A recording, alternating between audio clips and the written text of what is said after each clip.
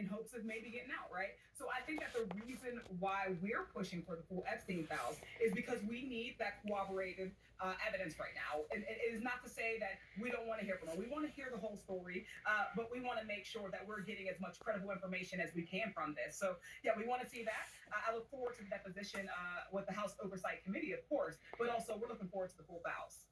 Do you think Maxwell has some kind of incentive to protect the president?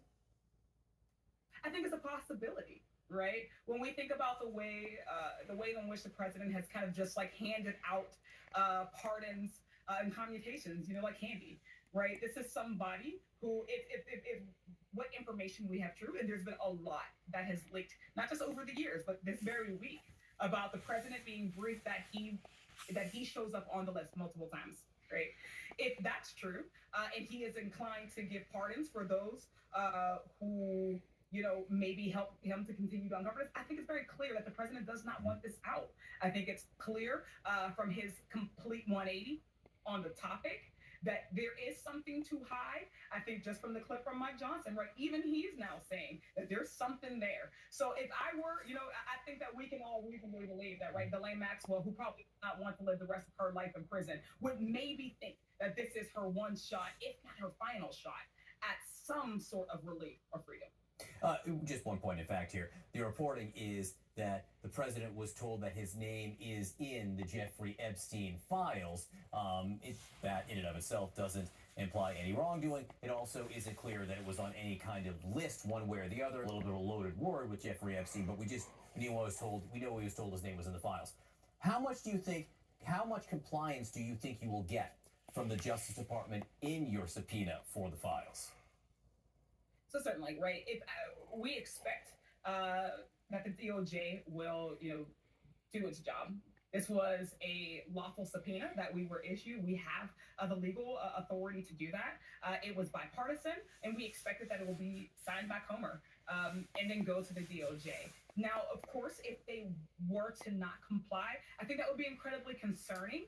But I think that, one of the things that we have right now in this moment is that the American people want to see this. So I think that in the past, right, where we've seen a lot of executive overreach, a lot of opportunities or things that, if the executive branch doesn't see it as a priority, they've been able to shift it aside. But they've been able to do that because the American people have largely turned a blind eye. And right now they're not. Right, they are fully in tune on this. I think that people across the aisle, constituents, their own base, is calling for this, and despite all the noise, they've not been deterred. So I think that the DOJ is going to have a really tough time not complying right now. So we'll take it as it comes. We just, as an oversight committee, since our communication with Comer, obviously asking that they do this expeditiously, but that also that they make it known that the oversight committee will use every power at our disposal to make this comply. Congressman Summerlee from the Commonwealth of Pennsylvania, thank you for your time tonight. Again, Deputy Attorney General Todd Blanche will continue interviewing Ghislaine Maxwell on Friday. Her ties to Jeffrey Epstein go back decades. Her meeting today with the Deputy Attorney General comes just days after a federal judge denied the DOJ's request to unseal some additional grand jury transcripts in the Epstein case.